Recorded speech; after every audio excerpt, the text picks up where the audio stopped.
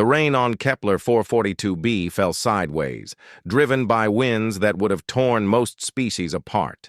But through the scope of her rifle, Maria Chen watched the Vorthak patrol move through the abandoned colony with perfect clarity. She had been tracking them for 3 days, waiting for the perfect shot at their commander. The Vorthak Empire had conquered 17 star systems in the past decade. Their military doctrine was simple and effective: overwhelming force, superior technology, and the complete subjugation of any species that dared resist. When they arrived at the human colonies on the frontier, they expected another easy victory. They were wrong. Maria shifted slightly, her breathing slow and controlled. The exosuit she wore was cobbled together from salvaged parts, nothing like the pristine armor the Vorthak soldiers wore. But it kept her alive in the toxic atmosphere, and that was all she needed. Through her scope, she could see Commander Krex examining the ruins of what used to be a school. 800 meters. A difficult shot in these conditions, but not impossible. She had made longer shots before. Her finger found the trigger, and she began to exhale slowly. The crosshairs settled on the gap between Krex's helmet and chest plate. The Vorthak had excellent armor, but they had never fought humans before. They didn't know about the gaps. The wind gusted, and Maria adjusted her aim by a fraction of a degree. She could hear her heartbeat in her ears, slow and steady. Between one beat and the next, she squeezed the trigger. The rifle kicked against her shoulder, and through the scope, she saw Krex's head snap back. Purple blood sprayed across the white walls of the ruined building. The other Vorthak soldiers scrambled for cover, their perfect formation dissolving into chaos. Maria was already moving. Rule number 1 of sniper warfare: never stay in the same position after taking a shot. She dismantled her rifle with practiced efficiency, each piece sliding into specially designed slots in her pack. By the time the Vorthak drones reached her previous position, she was already half a kilometer away, moving through the underground maintenance tunnels. The Vorthak had superior technology, yes, but they had never encountered human guerrilla warfare. They didn't understand patience or sacrifice or the lengths a human would go to protect their home. Maria had been part of the Colonial Defense Force when the invasion began. She had watched the Vorthak ships darken the sky, had seen their energy weapons turn entire cities to glass. But she had also seen something the Vorthak hadn't expected. Humans didn't break. When pushed to the edge, when faced with extinction, humans became something else entirely. They became predators. For 6 months, Maria had hunted the Vorthak across the ruins of her world. She knew their patrol patterns, their communication protocols, their weaknesses. One shot at a time, she had killed 43 of their officers. The Vorthak called her the Ghost of Kepler, and they had begun to jump at shadows. As she moved through the tunnels, Maria checked her equipment. 3 magazines left for the rifle, 2 days of food. Her water recycler was functioning at 60% efficiency. It would be enough. It had to be. She emerged from the tunnels 5 kilometers from the kill site, in the basement of an old processing plant. The Vorthak would be searching for her, but they would search in the wrong places. They thought in terms of military efficiency, of optimal routes and tactical advantage. They didn't understand that humans could be irrational, unpredictable. Maria climbed to the 3rd floor of the building and set up her observation post. Through her binoculars, she could see the Vorthak response team arriving at the scene. They moved with mechanical precision, securing the area, scanning for threats, but they were looking in the wrong direction. She smiled grimly. Tomorrow she would take another shot, and another the day after that. The Vorthak Empire might have conquered 17 star systems, but they had never faced a species like humanity. They didn't understand that every human they killed created 10 more willing to die for revenge. They didn't understand that humans could turn their own weakness into strength. As night fell, Maria settled in to wait. She thought about her daughter, evacuated with the other civilians before the siege began. She thought about her husband, killed in the first bombardment. She thought about Earth, so far away, preparing its defenses for when the Vorthak inevitably turned their attention to the human homeworld. But mostly, she thought about her next target. The Vorthak had established a forward command post in the ruins of the capital. Intelligence suggested that General Thix himself would be arriving within the week to oversee the pacification of the remaining human resistance. Maria had been saving her last armor-piercing round for something special. The rain continued to fall, and in the darkness, the ghost of Kepler waited. The Vorthak had made a critical error in their assessment of humanity. They saw the humans' inferior technology and smaller ships and assumed victory would be easy. They didn't understand that humans had spent their entire evolutionary history as persistence predators. They didn't understand that humans could take more punishment than any other known species and keep fighting. Most of all, they didn't understand that humans held grudges. In the command ship orbiting Kepler 442b, Vorthak tactical analysts pored over the data from the day's assassination.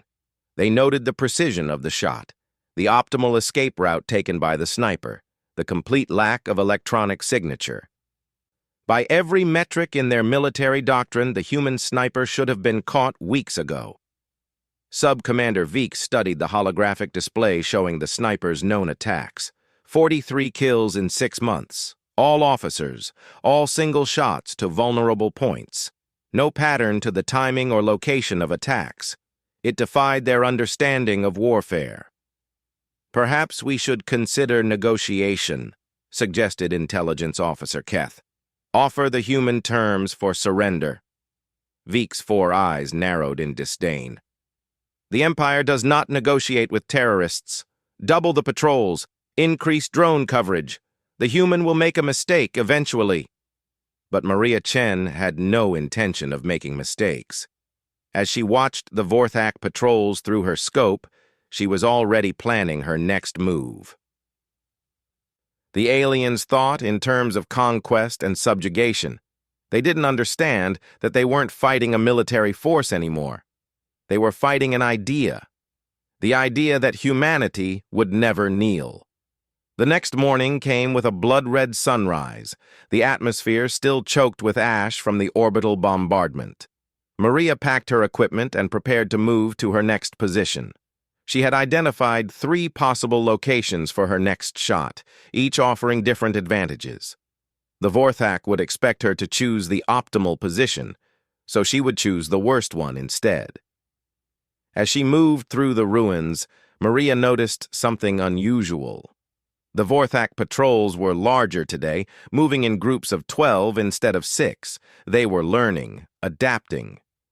Good. It meant they were afraid. She reached her chosen position, a partially collapsed apartment building with poor sightlines and multiple structural weaknesses. Any military tactician would dismiss it as unsuitable for a sniper's nest, which is exactly why Maria had chosen it. Setting up her rifle, she observed the Vorthak command post through her scope. They had reinforced their defenses overnight, adding energy shields and automated turrets. But they had made one crucial error. They had positioned everything to defend against an attack from the optimal sniper positions. They hadn't considered that a human might choose to take a nearly impossible shot from a terrible position just to prove a point. Maria waited. Patience was humanity's greatest weapon against the Vorthak. The aliens lived for only 40 of their years, their metabolism burning bright and fast. Humans could live for over a century, and they had learned to think in longer terms. The Vorthak wanted quick victory. Humans were prepared for eternal war. At midday, her patience was rewarded. A transport landed at the command post, and General Thix himself emerged.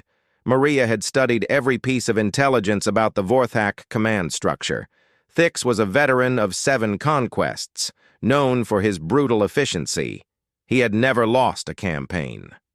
There was a first time for everything. The shot was nearly impossible.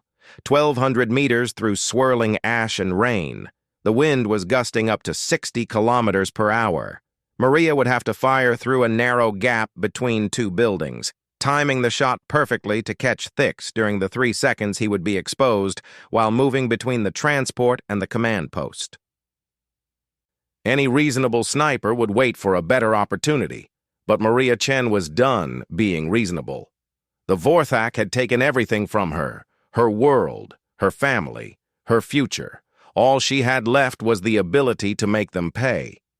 She calculated wind speed, distance, bullet drop.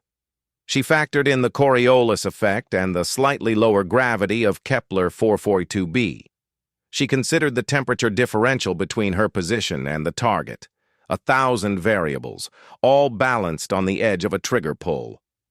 General Thix emerged from the transport, moving quickly toward the command post. Maria began her breathing pattern. In, half out. The crosshairs tracked slightly ahead of the target, leading him by just enough. The wind gusted and she adjusted. Thix was halfway to safety. Maria fired. The armor-piercing round flew true, cutting through the ash and rain like divine judgment. It struck Thix in the exact center of his throat, punching through his personal shield and armor like they were made of paper.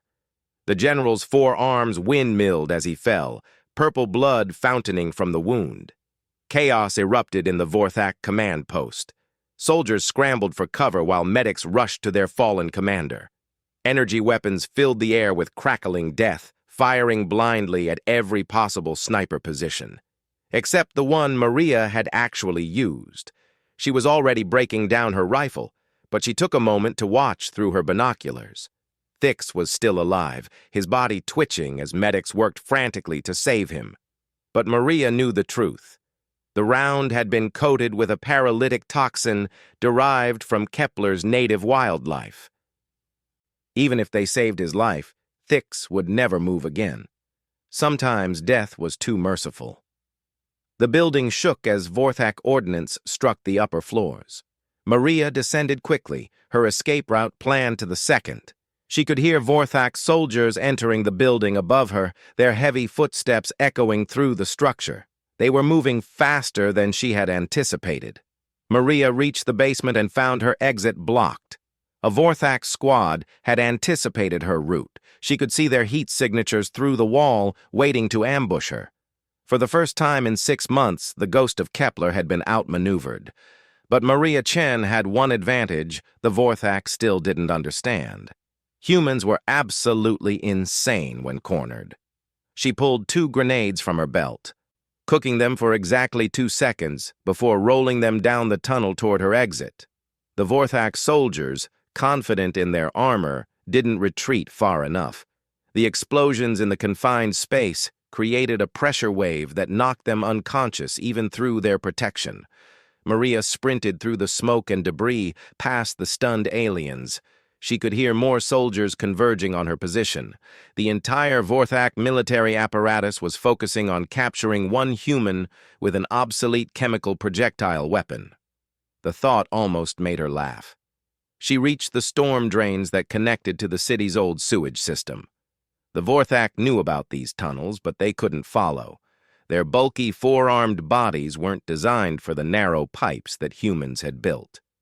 Another advantage of being a smaller, more compact species.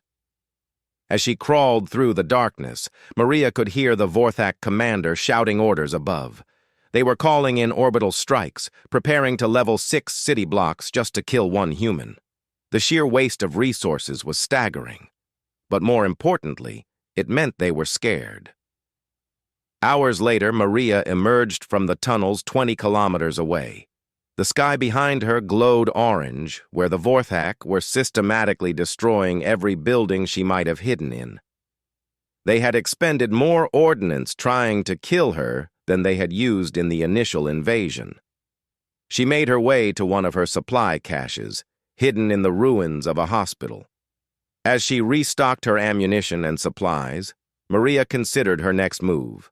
The Vorthak would increase their security even further. They would adapt their tactics, bring in specialists, deploy new technology. They would do everything in their power to kill the ghost of Kepler. They still didn't understand. Maria Chen wasn't the only human still fighting on Kepler 442b. She was just the most visible. In hidden bunkers and ruined cities across the planet, other humans were watching, learning, preparing. Every successful attack she made taught them the Vorthak's weaknesses. Every adaptation the aliens made revealed more about their psychology and tactics. The Vorthak Empire had conquered 17 star systems by overwhelming their enemies with superior force. But humans had a saying: if violence wasn't solving your problem, you weren't using enough of it. The Vorthak thought they understood violence. They were about to learn otherwise. As night fell again, Maria prepared for her next hunt. The Vorthak had brought in a new commander to replace Thix, along with reinforcements from their fleet. They had established a new command post, this one buried deep underground, with overlapping fields of fire and constant drone coverage. It was perfect. The more resources they devoted to stopping her, the fewer they had to maintain control over the rest of the planet. The ghost of Kepler had become a strategic asset simply by existing. Every soldier hunting her was one not enforcing the occupation. Maria smiled as she cleaned her rifle. The Vorthak thought they were hunting her, but the truth was, she was training them, teaching them to fear every shadow, to jump at every sound. Soon they would be so focused on defending against snipers that they wouldn't notice the real threat until it was too late. In the ruins of New Shanghai, resistance fighters were assembling improvised weapons. In the mountains of the northern continent, former military personnel were training civilians in guerrilla tactics. In hidden bunkers, scientists were analyzing captured Vorthak technology, looking for weaknesses. The ghost of Kepler was just the beginning. The Vorthak had awakened something in humanity that had been dormant since the peaceful expansion into space. They had reminded humans what they really were under all the civilization and technology: persistence predators, pack hunters, the species that had climbed to the top of the food chain on a death world through sheer stubborn refusal to die. Maria completed her preparations and settled in for a few hours of sleep. Tomorrow, she would strike again, and the day after that. And every day until either she was dead or the Vorthak learned the lesson that every species who had ever threatened humanity had learned. Humans didn't start fights, but they sure as hell finished them. Commander Krall stood in the underground command center, studying the holographic displays with growing frustration. 3 weeks had passed since General Thix's assassination, and the human sniper continued to elude them. 48 dead officers, millions of credits in destroyed equipment, an entire battalion dedicated to hunting one human with primitive weapons. Commander, Intelligence Officer Vex approached carefully. We've completed analysis of the sniper's patterns. There's something unusual we've discovered. Krall's 4 arms crossed in irritation. Speak. The sniper isn't just killing randomly. Each target has been specifically chosen to create maximum disruption to our operations. Supply officers before major logistics operations, communication specialists before encrypted transmissions. It's as if the human knows our plans before we execute them. The commander's eyes narrowed. Impossible. Our encryption is unbreakable. Perhaps, Vex said carefully, but consider this. Humans have pattern recognition capabilities that exceed even our best AI systems. They evolved as persistence hunters, tracking prey for days by reading subtle signs. What if the sniper isn't breaking our codes but simply reading our behavior? Before Krall could respond, alarms began blaring throughout the facility. On the main display, a proximity alert showed movement in the abandoned industrial sector. Thermal imaging revealed a single human figure moving through the ruins. "It's her," breathed a junior officer. "The ghost." But something was wrong. The figure was moving too slowly, too obviously. Maria Chen had never been careless before. Krall studied the display, his tactical mind processing the information. The human was wounded, favoring her left side. Her heat signature showed elevated body temperature. Infection, perhaps, or exhaustion finally catching up. "Deploy capture teams," Krail ordered. "I want her alive. The Empire's xenobiologists will extract every secret from her brain." 6 squads of Vorthak Special Forces converged on the industrial sector. They moved with perfect coordination, cutting off escape routes, establishing overlapping fields of fire. Drone swarms provided real-time intelligence, while orbital assets tracked every heat signature within 10 kilometers. In the ruins of a chemical plant, Maria Chen waited. The wound in her side throbbed with each heartbeat, and fever made the world swim in and out of focus. The antibiotics in her med kit had run out days ago, and the infection was spreading. She knew she didn't have long, but she had one last job to do. The Vorthak soldiers entered the building with textbook precision. Motion sensors, thermal scopes, acoustic dampeners, they were taking no chances. Maria watched them through her rifle scope from her position 3 floors up, counting their numbers, memorizing their positions. She fired once, dropping the squad leader with a shot to the knee joint where the armor was weakest. The soldiers immediately returned fire, their energy weapons turning her position into molten slag. But Maria was already moving, sliding down a makeshift rope to the 2nd floor. The chase that followed would be studied in Vorthak military academies for decades. Despite her injuries, despite being outnumbered 60-1, the human sniper led them on a deadly game through the industrial ruins. She used the terrain like a weapon, luring squads into unstable buildings that collapsed at the slightest disturbance. She triggered chemical spills that ate through their armor. She turned their own technology against them, using their predictable responses to create deadly crossfires. But numbers and exhaustion finally took their toll. In a dead-end corridor filled with rusted machinery, Maria Chen ran out of options. She turned to face her pursuers, rifle raised, and managed to wound 2 more soldiers before a stun blast caught her in the chest. As consciousness faded, Maria smiled. The Vorthak thought they had won. They had no idea what they had just done. She awoke in a sterile white cell, energy shackles binding her wrists and ankles. The wound in her side had been treated with Vorthak medical technology, the infection purged from her system. They wanted her healthy for interrogation.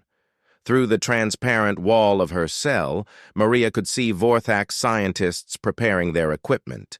Neural probes, chemical interrogators, devices designed to extract information from a dozen different species. They thought they understood human physiology. They were about to learn how wrong they were. Commander Krail entered the observation room, studying the captured human with satisfaction. She looked small, fragile even. It was hard to believe this single creature had caused so much damage. "Begin the interrogation," he ordered. The first surprise came when they tried to establish a baseline for the neural probe. Human brain patterns were unlike anything in their database. Where most species had predictable neural pathways, humans showed chaotic, constantly shifting patterns. The probe couldn't establish a stable connection. "Increase power," the lead scientist ordered. Maria gritted her teeth as the probe's energy surged through her skull. But instead of breaking her mental defenses, something else happened. The human brain, evolved to handle the massive stress of persistence hunting, began adapting to the probe's frequency. Within minutes, she could feel the connection becoming two-way. The Vorthak had superior technology, but humans had something else. They had evolved on a world that tried to kill them every day. Their bodies could adapt to toxins, radiation, trauma that would kill other species instantly. And their brains, their beautiful, chaotic brains, could do something the Vorthak had never encountered. They could learn in real time. As the probe tried to extract her memories, Maria began absorbing information from the Vorthak network it was connected to. Not much, just fragments and echoes. But enough. Patrol schedules, security protocols, the location of other resistance cells the Vorthak were tracking. Most importantly, she learned about the virus. 3 months ago, human scientists in the Northern Resistance had captured Vorthak communication equipment. They had spent weeks analyzing it, looking for vulnerabilities. They had found one, a buffer overflow in the encryption protocol that could allow arbitrary code execution. But they had no way to deliver it to the main Vorthak network. Until now. Maria felt the probe digging deeper, trying to crack her mental defenses.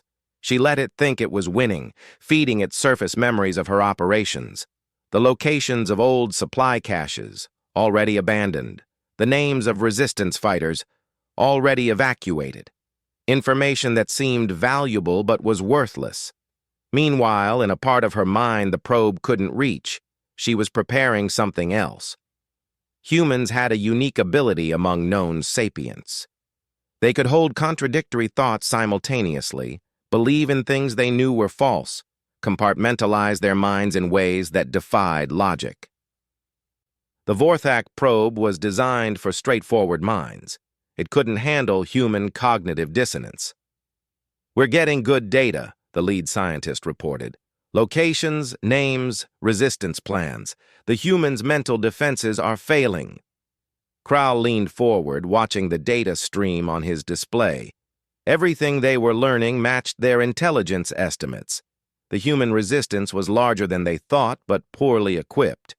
With this information, they could crush it within days. He didn't notice the small anomaly in the data stream. A few corrupted packets that the system automatically error-corrected. Nothing significant, just noise in the signal. But those packets contained something the Vorthak couldn't conceive of. A human computer virus, encoded in neural patterns, transmitted through their own interrogation equipment. It spread through their network quietly, disguised as routine diagnostic data. In her cell, Maria screamed as the probe pushed deeper. But the scream was calculated, designed to make them think they were breaking her. In reality, she was breaking them. Every second the probe remained connected, more of the virus uploaded into their systems. "Sir," a technician called out, "we're getting some unusual readings from the network diagnostics." "Ignore them," Krall ordered. "Focus on the interrogation." The virus spread through the Vorthak systems like wildfire. It didn't destroy data or shut down systems. That would have been detected immediately. Instead, it did something far more insidious. It introduced random errors into their encrypted communications. Changed single digits in coordinate data. Altered timestamps by fractions of seconds. Tiny changes that would cascade into catastrophe. In her cell, Maria felt the probe finally withdraw. She slumped in her restraints, genuinely exhausted, but satisfied. The Vorthak scientists were celebrating their success, confident they had extracted everything of value from her mind. "Excellent work," Krall announced. "Process the intelligence immediately. We'll begin operations against the resistance cells within the hour."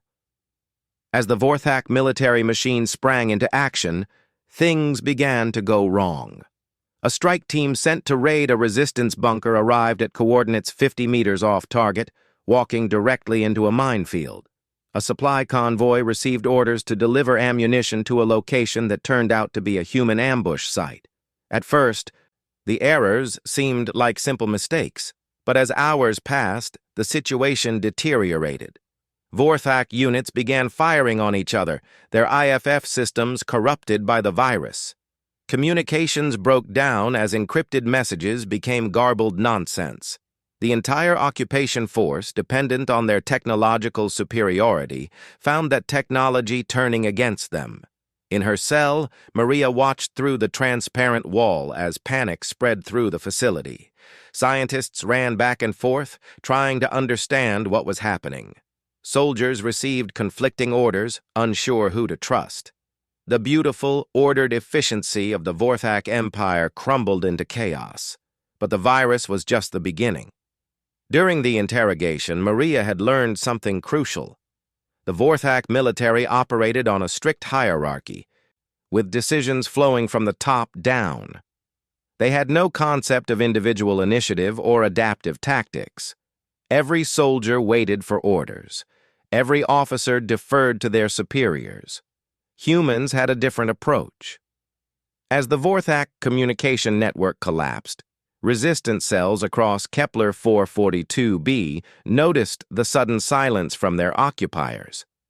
They didn't know what was happening, but they recognized opportunity.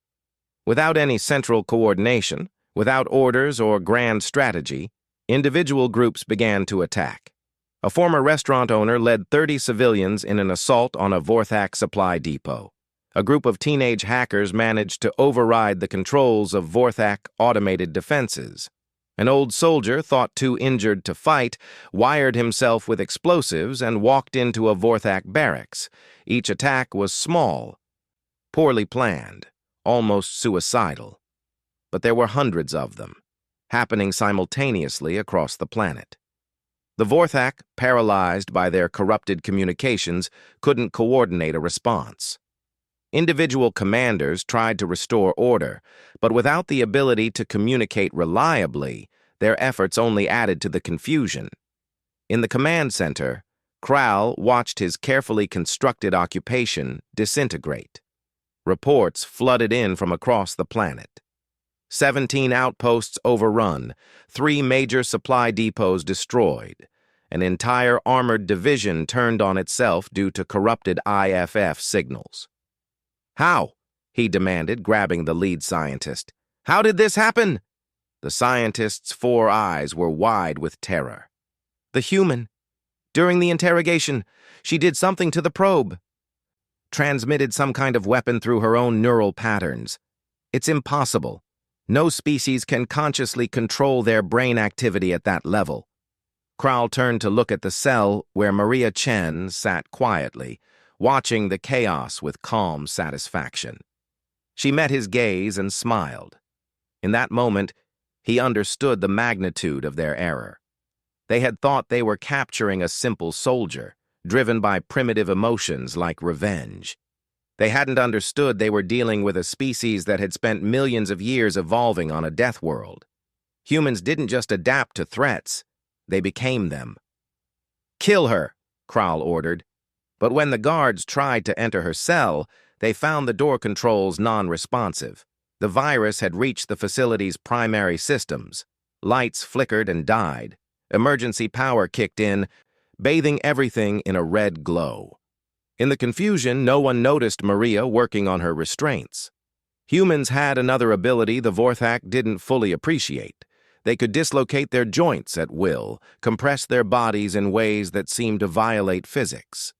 Evolution on a high-gravity world had given them incredibly dense muscle and bone structure. The energy shackles, designed for larger, bulkier species, couldn't account for human flexibility. Maria popped her thumb out of joint, suppressing a grunt of pain. The shackle, suddenly loose, slipped off her hand.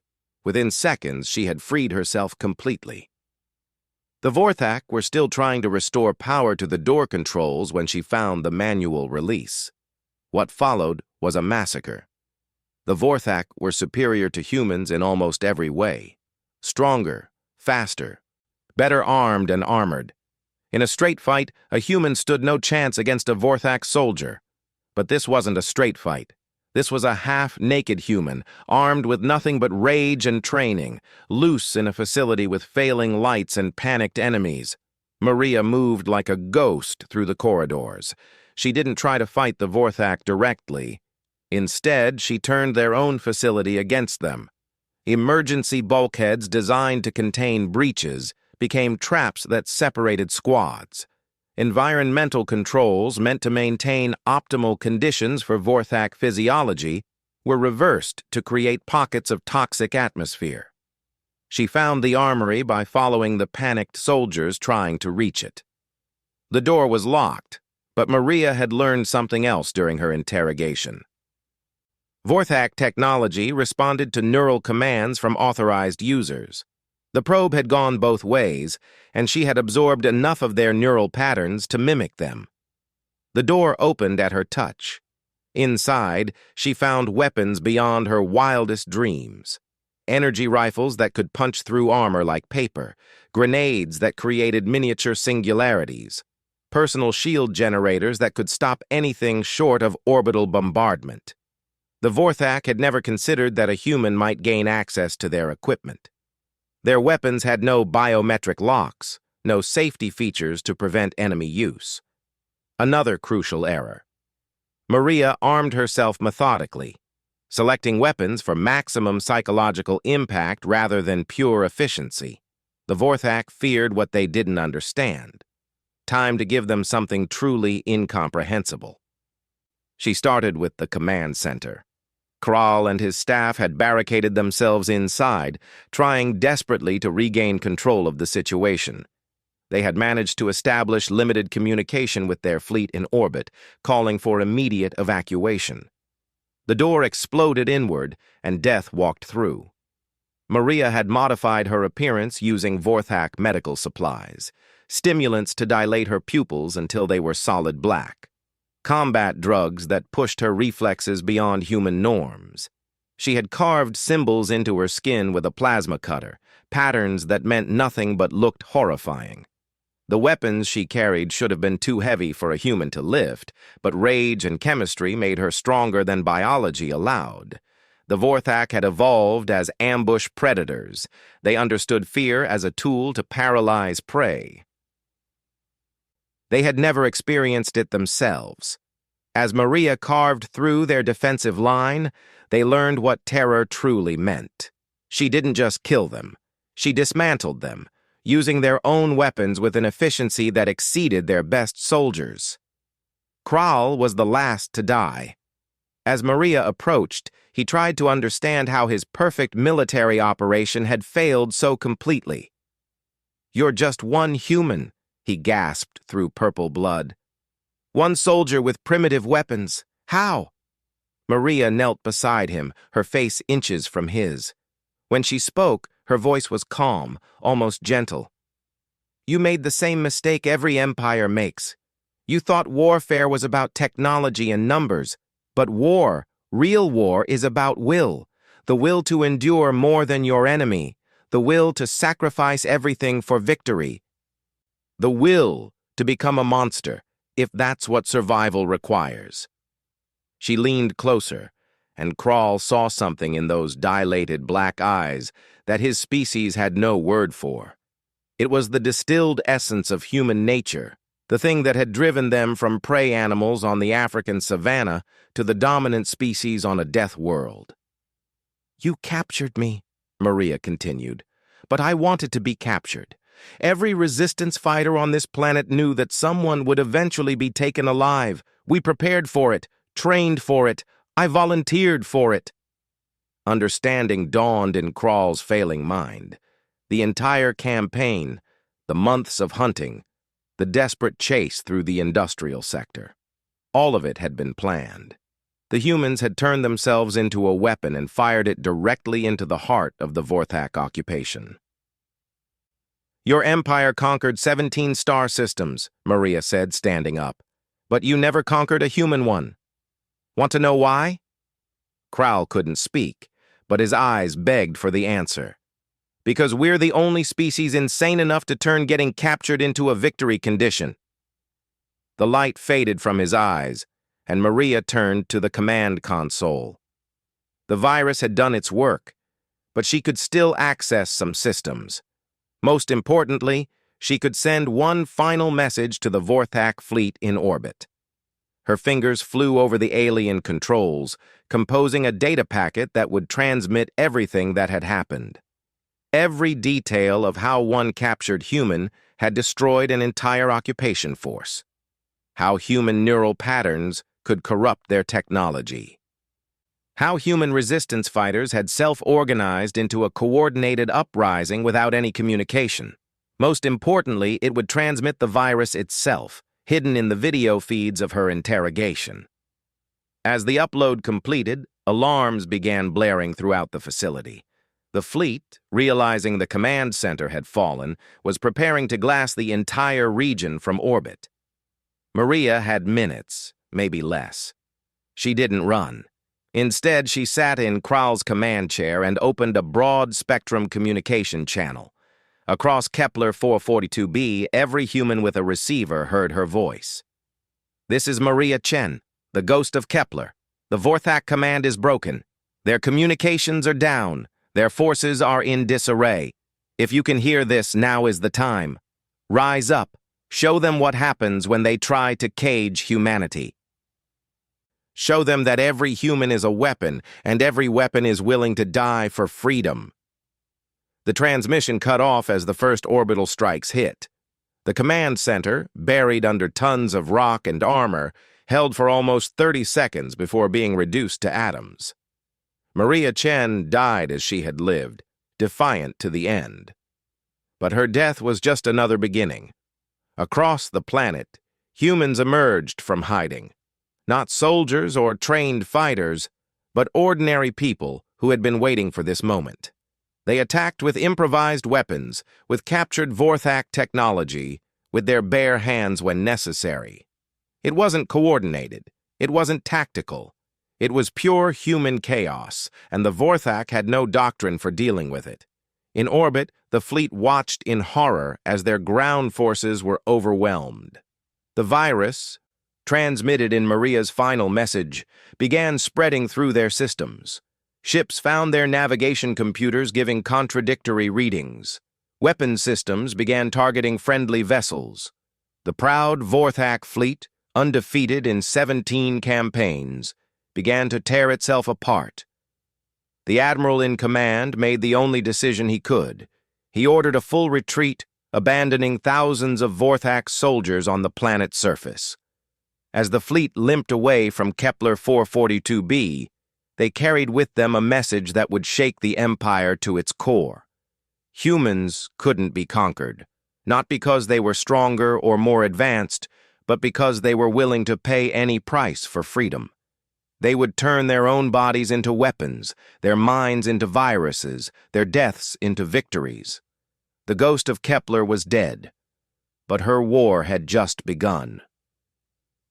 6 months after the evacuation of Kepler 442b, High Admiral Szeth stood before the Vorthak Imperial Council. The chamber, once filled with the confident voices of conquerors, was now heavy with silence. 17 star systems conquered, hundreds of species subjugated, and yet here they stood, discussing defeat. "The situation is worse than our initial report suggested," Szeth began, his forearms clasped behind his back. "The human virus has spread beyond our military systems. 12 of our colony worlds report communication breakdowns. Our automated trading networks are failing. Even our medical databases show signs of corruption." Emperor Vax leaned forward on his crystalline throne. One human, one primitive soldier with chemical weapons. How has this happened? "With respect, Your Majesty, it wasn't just one human. Our analysis suggests this was planned from the beginning of our invasion. The humans allowed us to capture Maria Chen. They had modified her neural patterns through training and conditioning to carry the virus. Every action she took was calculated to ensure maximum damage." The Minister of Science, Keth, interjected. "That's impossible. No species can consciously control their neural patterns at that level." "The humans can," Szeth replied grimly. "We've discovered they have a unique evolutionary trait. Their brains can hold contradictory information simultaneously. They can believe things they know to be false. They can partition their minds in ways we cannot comprehend. They turned their own irrationality into a weapon." The council chamber erupted in debate, but Emperor Vax raised a hand for silence. "What of the other human colonies? Surely they cannot all have such capabilities." "That's where the situation becomes critical, Your Majesty. The evacuation fleet that escaped Kepler 442b didn't retreat to human space. They dispersed. Every ship went to a different system, carrying refugees, and more importantly, carrying the story of what happened." Szeth activated a holographic display showing the galaxy. Red points of light began appearing, spreading outward from Kepler 442b like a plague. These are confirmed locations where humans have shared the details of Maria Chen's victory. They've given the virus code to every species under our rule. They've explained our weaknesses, our communication protocols, our command structure, but worst of all, they've shared something we cannot counter. Which is, the Emperor demanded, hope. The word hung in the air like a curse. For 17 conquests, the Vorthak had relied on the inevitability of their victory. Species surrendered because resistance was futile. The Empire's technological superiority was absolute, until it wasn't. On the mining world of Drax Prime, a silicon-based species that had served the Empire for 50 years, received a human visitor. The refugee, a teacher from Kepler 442b, didn't bring weapons or technology. She brought stories. Stories of humans who fought with improvised weapons against impossible odds. Stories of Maria Chen, who turned capture into victory. Within days, the Draxians began to organize. They couldn't use the human virus directly, their systems were too different. But they understood the principle. Sabotage disguised as compliance. Errors introduced into critical systems. The appearance of submission while planning rebellion. The Vorthak garrison on Drax Prime was found dead a month later. Not from violence, but from a slow modification to their environmental systems that gradually changed the atmosphere in their quarters. The Draxians had learned patience from the humans. They had learned that victory didn't require superiority, only determination. On the ocean world of Hydros, the aquatic Neph had been enslaved for 30 years. They received human visitors who explained how Maria Chen had used Vorthak technology against them. The Neph couldn't fight on land, but they controlled the oceans that provided 90% of the planet's food. They began introducing toxins into the harvest. Nothing fatal, nothing obvious. Just enough to cause mild illness. Reduced efficiency. The Vorthak administrators, dependent on complex supply chains, found their entire colonial system grinding to a halt. When they tried to force the Neph to work harder, they discovered another human lesson. Sometimes the most effective resistance was simply refusing to be efficient. Back in the council chamber, Admiral Zeth continued his report. 17 systems in open rebellion. Our supply lines are failing. Our communications remain compromised. Every attempt to purge the virus creates new variants. The humans didn't just give our subjects a weapon, they gave them a philosophy. Which is, Minister Keth asked, though he feared the answer. That every individual is a potential weapon. That victory comes not from strength, but from will. That an empire built on fear collapses when that fear turns to rage. The Emperor stood, his ancient frame trembling with fury. Deploy the extinction fleet. If we cannot rule these systems, we'll burn them all. Start with Earth. Your Majesty, Zeth said carefully, that brings us to our final problem. We've lost contact with the extinction fleet. Silence filled the chamber. The extinction fleet was the Empire's ultimate deterrent. 12 planet-killer vessels that had never been deployed, but whose mere existence had prevented rebellion for centuries. 3 weeks ago, the fleet reported first contact with human military vessels near the Sol system. The initial engagement went as expected. The human ships were smaller, less advanced, using primitive fusion drives and kinetic weapons. The fleet commander reported it would be a simple extermination. Zeth paused, accessing the final transmissions. Then something unprecedented happened. The humans didn't retreat or surrender. They accelerated, straight at our fleet. The commander assumed it was a desperate ramming attempt and ordered evasive maneuvers. On the display, tactical data showed the engagement. 12 Vorthak planet killers versus 40 human vessels. It should have been a massacre. The human ships weren't trying to ram. They were delivery vehicles. Each one carried a crew of volunteers who had been training for months. Training to think like Maria Chen, to partition their minds, to carry multiple viral strains in their neural patterns. When our fleet's automated defenses destroyed the ships, the crew members were scattered across space. Most died instantly. Most? The Emperor asked. Some were captured by our recovery systems, brought aboard for interrogation, standard procedure for gathering intelligence. By the time we realized what was happening, it was too late. 40 human minds, each carrying different variants of the virus, introduced into 12 separate ship systems simultaneously. The tactical display showed the extinction fleet's final moments, ships turning on each other, planet-killer weapons firing at empty space, navigation systems sending vessels into stars or black holes. Within hours, the most powerful military force in the galaxy had destroyed itself. The humans call it the Chen Protocol, Zeth concluded. Voluntary neural modification to turn themselves into living weapons. They've shared the technique with every species in the galaxy. We can no longer take prisoners. We can no longer trust our own technology. We cannot even communicate reliably between systems. Emperor Vax sank back onto his throne. Around him, the council members sat in stunned silence.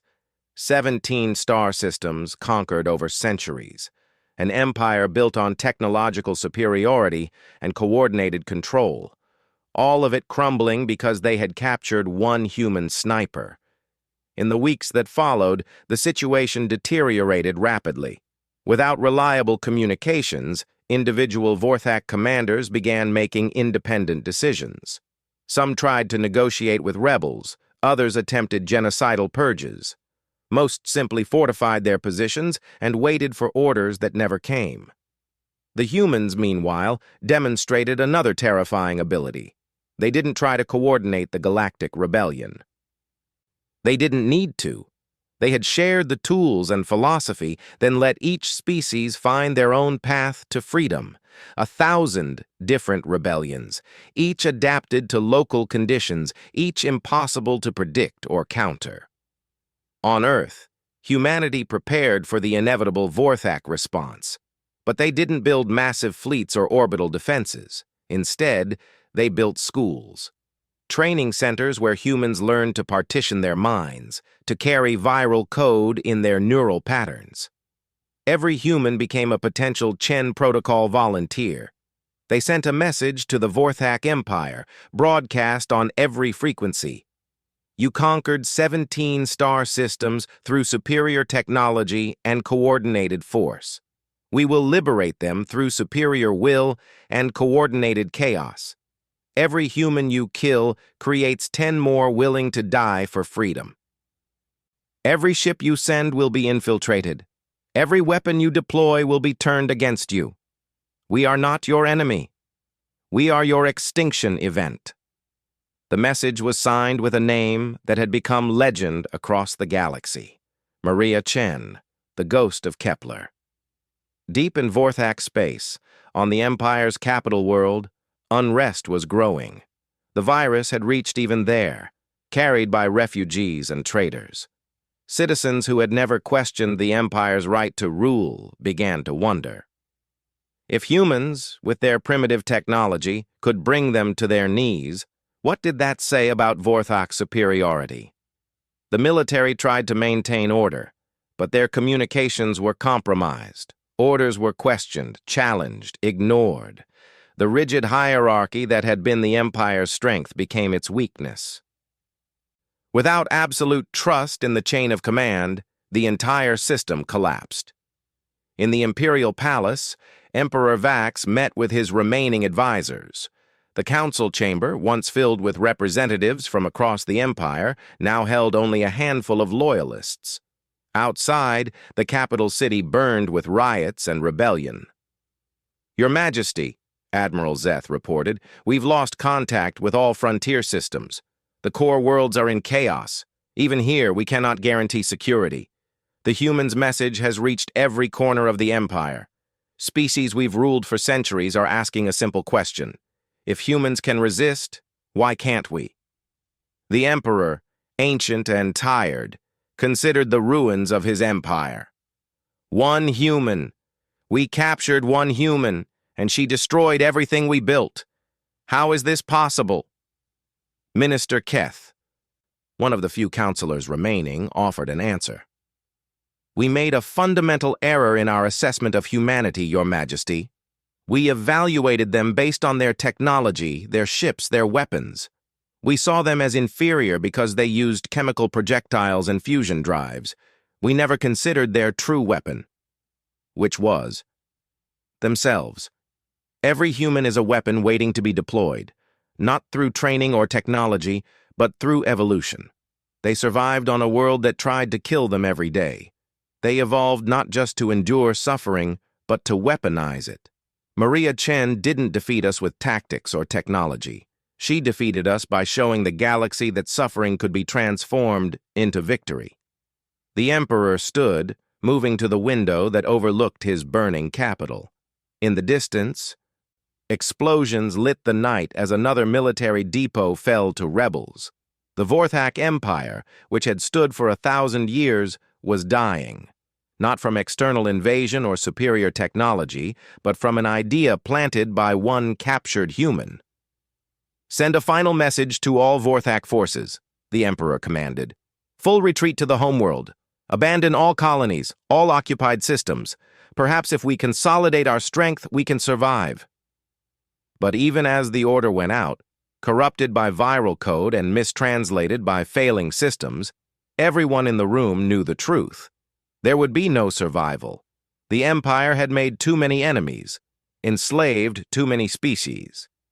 Now, armed with human tactics and philosophy, those species were coming for revenge. On Kepler 442b, humans were rebuilding. The planet, scarred by orbital bombardment and ground fighting, would take generations to fully recover. But in the ruins of the capital, they erected a monument, not to victory or conquest, but to sacrifice.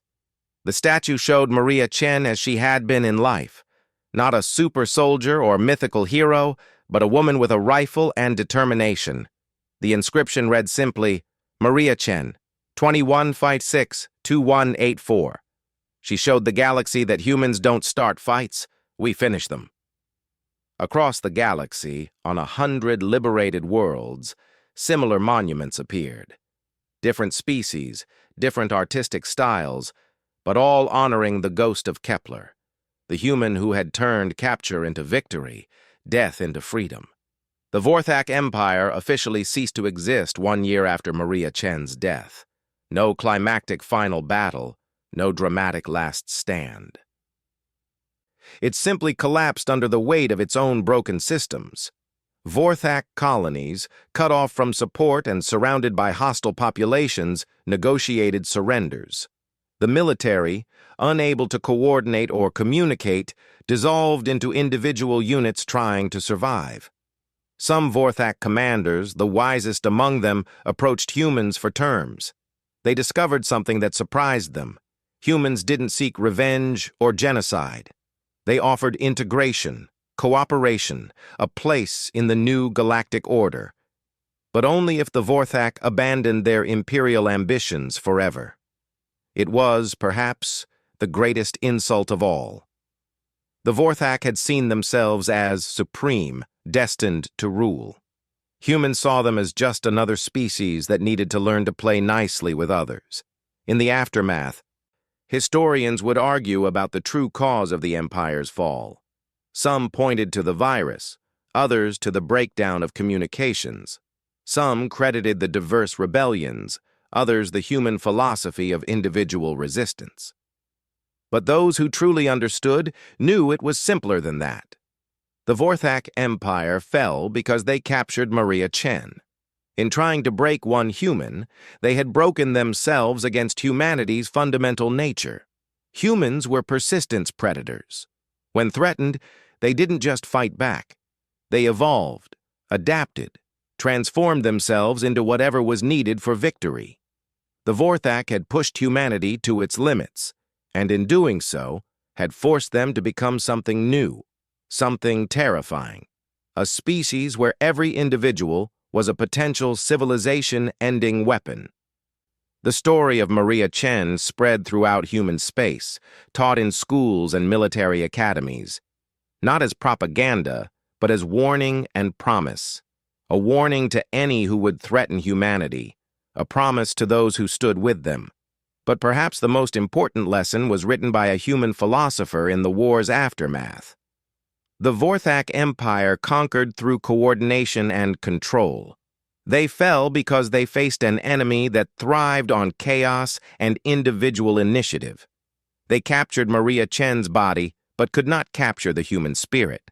And that spirit, multiplied across billions of individuals, each capable of choosing sacrifice over submission, proved unstoppable. Let this be remembered. Humans are not powerful because of our technology or numbers. We are powerful because every single one of us carries within ourselves the capacity to be Maria Chen, to turn capture into victory, to make our deaths matter more than our lives. We didn't defeat the Vorthak Empire. We simply showed them what humans have known all along. That true strength isn't measured in fleets or weapons, but in the willingness of individuals to become weapons themselves when freedom is at stake. The ghost of Kepler is dead. Long live the ghost of Kepler, because she lives in every human who refuses to kneel, every mind that chooses resistance over comfort, every heart that beats for freedom. They captured one sniper. They released 7 billion. Years later, when the galaxy had found new equilibrium, when former Vorthak soldiers served alongside humans in the Galactic Defense Force, when the scars of empire had begun to heal, children would ask about the war. How had humanity, technologically inferior and vastly outnumbered, brought down the greatest empire in galactic history? The answer was always the same, passed down through generations. They made the mistake of capturing a human. And that human did what humans do best. She adapted, she endured, she won.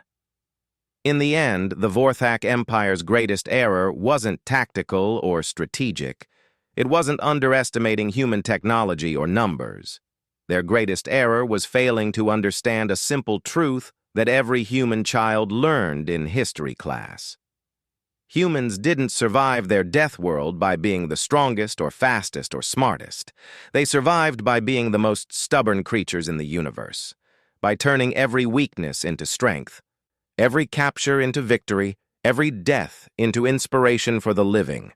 The Vorthak captured Maria Chen, the ghost of Kepler, but in doing so, they had captured something far more dangerous than a sniper with a rifle. They had captured the undiluted essence of humanity itself. And humanity, when cornered, didn't just bite back. It went for the throat.